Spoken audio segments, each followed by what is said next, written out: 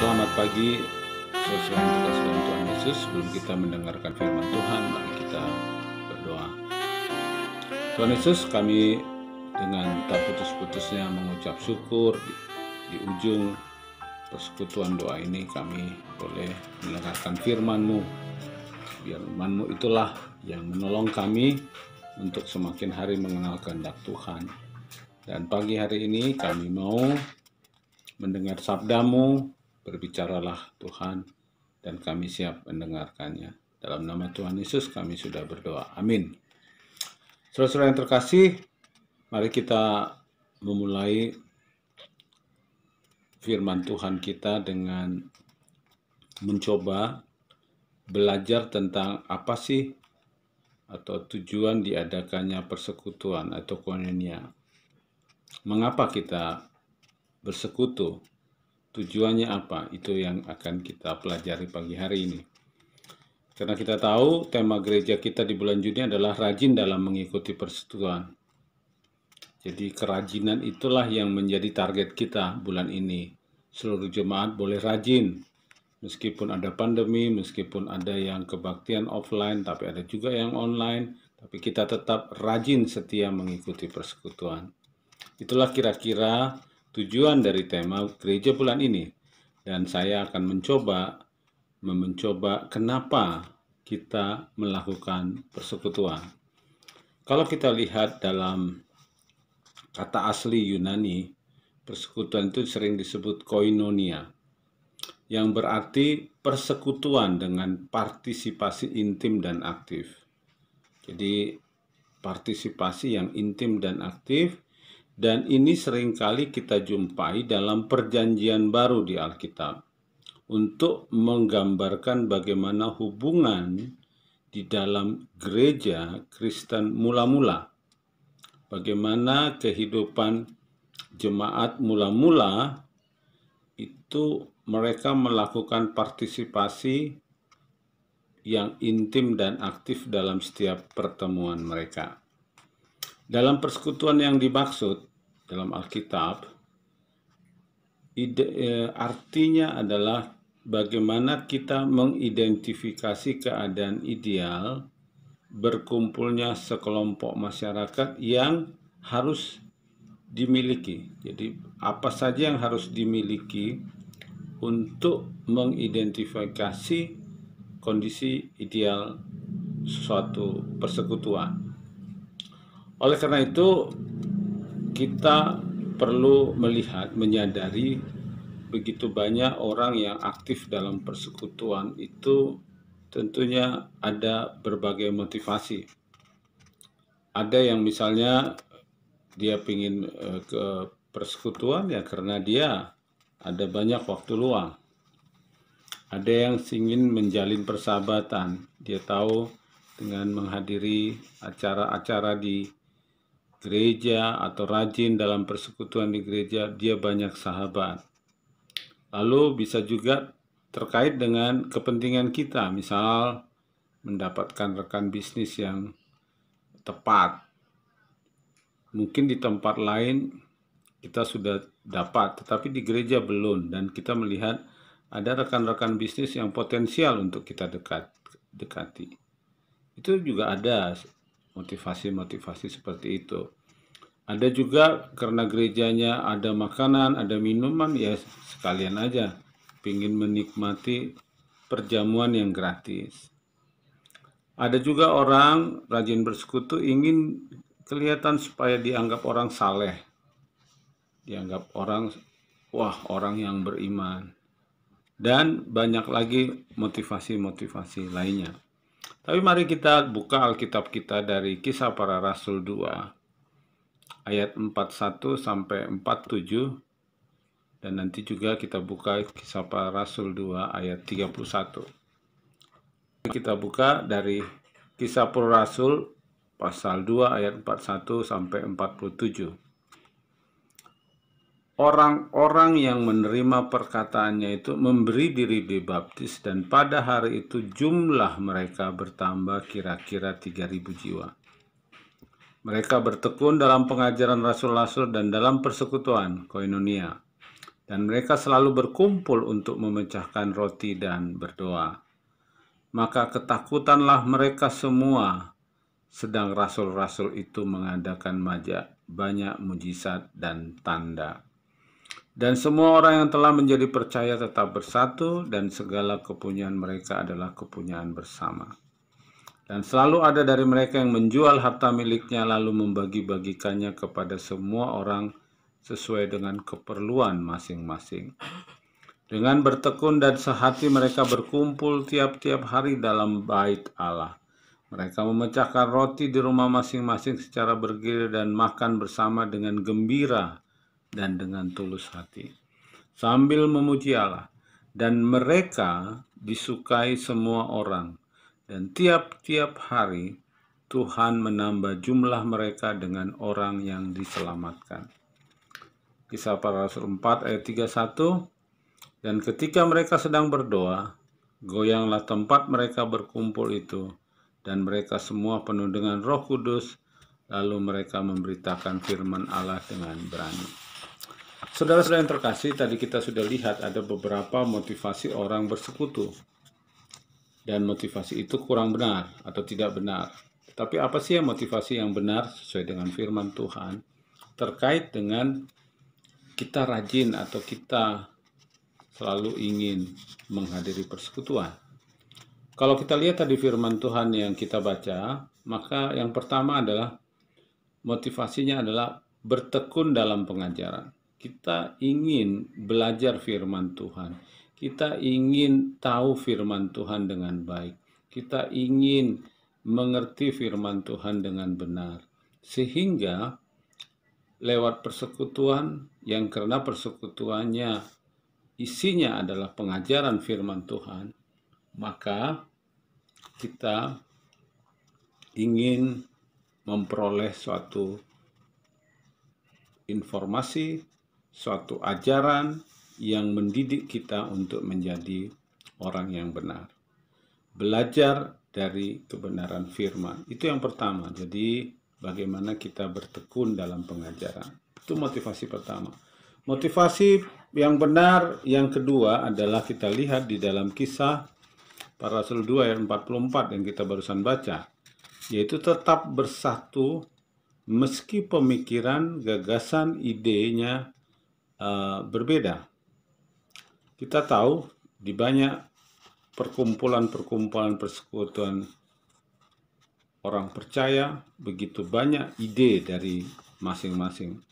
Misalnya saat mereka menghadapi suatu permasalahan, ada banyak gagasan, ada banyak ide untuk menyelesaikannya, dan seringkali karena perbedaan itu, rasa persekutuan itu tidak lagi terasa seperti yang dimaksud dengan kata aslinya intim. Malah terasa ada satu gesekan. Oleh karena itu, motivasi yang baik, motivasi yang benar dalam persekutuan adalah bagaimana kita tetap bersatu meski ada pemikiran dan ide atau gagasan yang berbeda. Jadi bersekutu belajar tetap bersatu karena Tuhan menyatakan kesatuan itu adalah satu yang indah dan Tuhan hadir di dalam setiap kesatuan. Oleh karena itu, persekutuan punya azas bersatu. Mari Ibu Bapak, meskipun engkau pernah berbeda pendapat, beda tafsir, beda mungkin teologianya, mungkin beda cara melihat satu ajaran, itu tidak menghalangi kebersatuan kita di dalam satu persekutuan. Itu yang diajarkan firman Tuhan.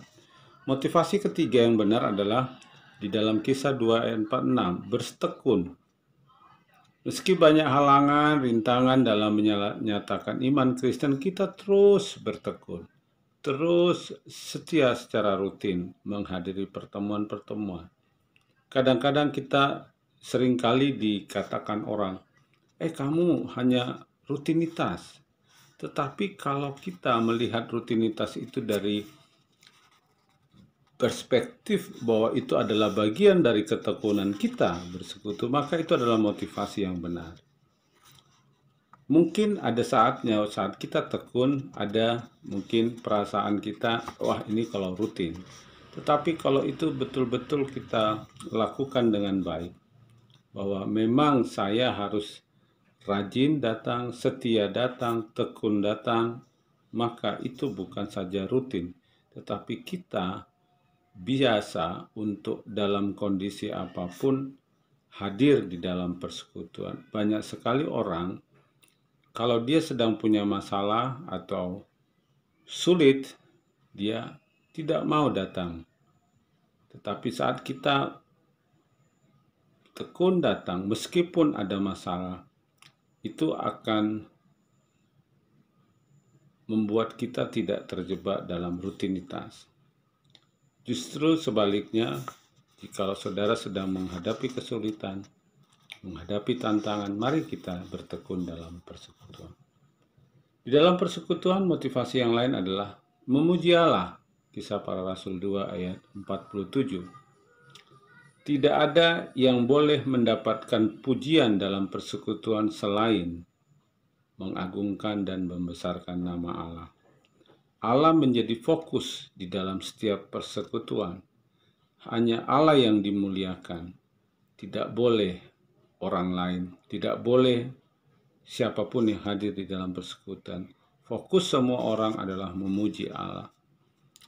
Inilah yang membuat kita semakin bisa, semakin mengerti bagaimana betapa indahnya bersekutu, karena setiap orang yang hadir punya fokus yang sama, yaitu memuji Allah. Dengan fokus yang sama ini juga kita bisa semakin kuat persatuan. Beda gagasan, beda ide, tetapi karena kita fokus memuji Allah, maka itu juga bisa membuat kita tetap menjadi satu. Lalu yang kelima, bahwa saat kita bersekutu dengan motivasi yang baik, kita disukai banyak orang. Kisah 2 ayat 47. Sebuah persekutuan mendatangkan damai sejahtera. Tidak hanya dirasakan oleh anggota persekutuan, tetapi orang lain juga. Jadi suasana persekutuan yang indah itu, yang terasa persatuannya, terasa ketekunannya, terasa pengajarannya, nampak pujian kepada Allahnya, akan memberi kualitas orang yang disukai oleh banyak orang lain. Bahkan dikatakan orang lain di luar persekutuan. Karena apa? Karena kita menjadi berbeda.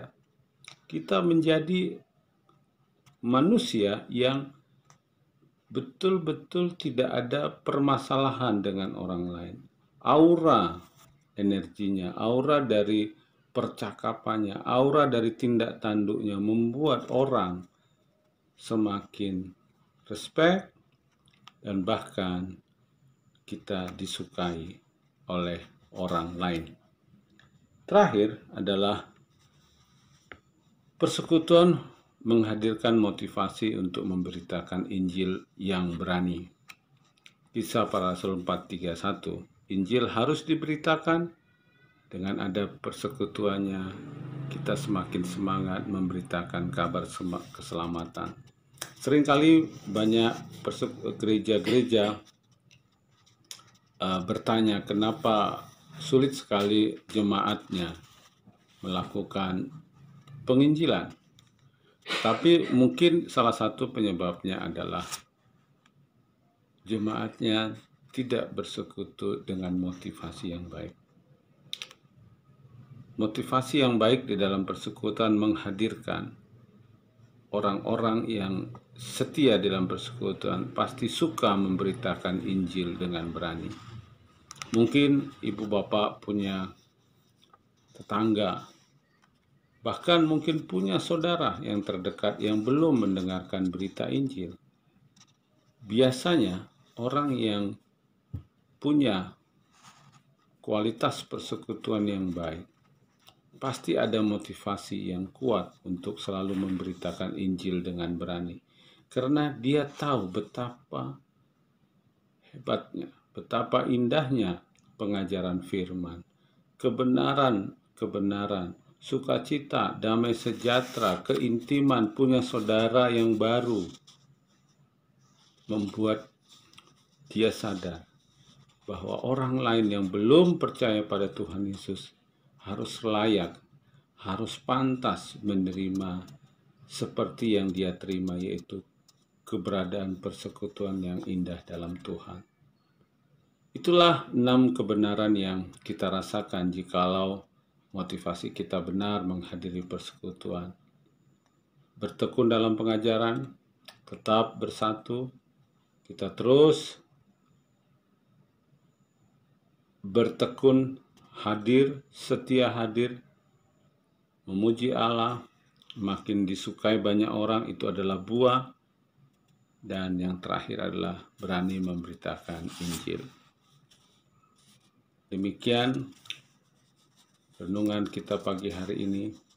Biarlah kita terus setia di dalam persekutuan kepada Tuhan. Mari kita berdoa. Tuhan Yesus yang baik, terima kasih firman-Mu menolong kami untuk sadar bahwa kami perlu untuk bersekutu dengan saudara-saudara seiman kami dengan motivasi yang benar. Biarlah Tuhan terus menjaga motivasi kami sehingga itu berdampak bagi kehidupan kami dan kehidupan gereja kami. Terima kasih Tuhan Yesus.